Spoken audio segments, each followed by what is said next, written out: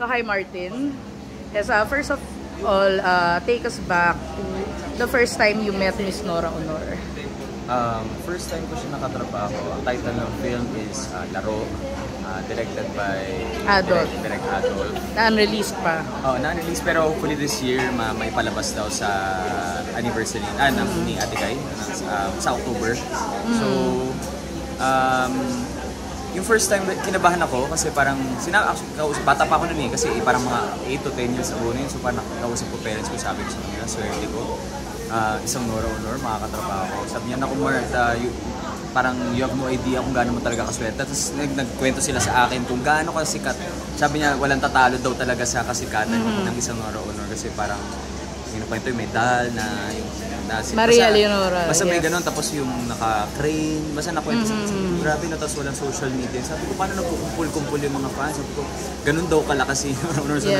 Talagang nagtitipon-tipon daw talaga. So ako, curious lang kasi wala naman akong chance mapanood yung old film si Ate Kai. So nandun lang ako to, wala talagang chance mapanood siya. Hanggat sa naka-eksena ko na siya mismo, nakaharap ko na siya. So doon ako napapilit kasi sa maraming interview ko na sinugot ito, yung mata ni Ate Kai, pag tinignan ka, para kang may hypnotize, para kang nalulunod sa grabe yung emotions na nakikita mo dun sa mata niya. So totoo pala talaga yung, kala ko kasi dati parang ano lang expression na marami na grabe yung nagsasalita yung mata niya. Totoo pala kasi hindi siya gumagalaw. Mata lang nakatingin sa'yo pero ramdam ko yung emosyon na dapat na nandun sa movie. So, yun, napakayun nga. It's an honor na makatrabaho si Ate Kai, and bukod doon, kinabahan din ako dun sa project na yun kasi meron kaming love scene ni Ate Kai. Yeah, I was told. May love scene, actually with Mark Newman. So sinabi ko rin kay Direk na parang hindi ko yata kayang gawin kasi isang Nora Aunor yan. Tapos parang parang hindi ko kayang nahihiya ako sa balat ko na mahalik ako yung isang Nora Aunor. So parang sabi ni Direk, di kaya mo yan. Tapos hindi talaga ako mapakali nung nasa eksena na sabi ko, Tigay, sorry po talaga, nahihiya po talaga, hiya po ako sa inyo. Yung gagawin ko po kasi sobra, halik-halikan, ang dami kong gagawin. Sabi niya, nak, gawin mo lang yung kailangan mong gawin. Ganun siya, tumawa siya. So, nakita mong siya, relaxed, very relaxed. Hindi siya kinakabahan dun sa So parang ako, nahawa ako dun sa energy niya na, at least relax siya, ako, na-relax na. Now, you mentioned yung parang nakakalunod ng emotion sa eyes niya, but when she's like being casual, kunyari kasama niyo siya sa dining area or katsikahan, ganun din ba yung eyes niya? Na may parang effect na hypnotizing? Ako, pag sa eksena ko siya nakikita niyo yung ganun. Kasi pero pag normal? Pag normal, very warm, cool. Actually, yun yung hindi pa, mas cool siya eh. Parang, kain na dito. Cool tita. Parang kain dito. Halika, yung very, siya.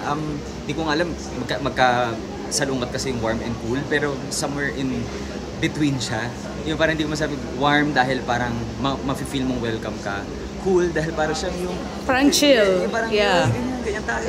Tapos tatawa siya. Ganyan. So, yun nga, kung may adjective, somewhere between warm and cool. Ano yung mamimiss mo sa kanya? Her talent. Isang Nora Aunor mawala. Ngayon, isang malaking kawalan sa industriya.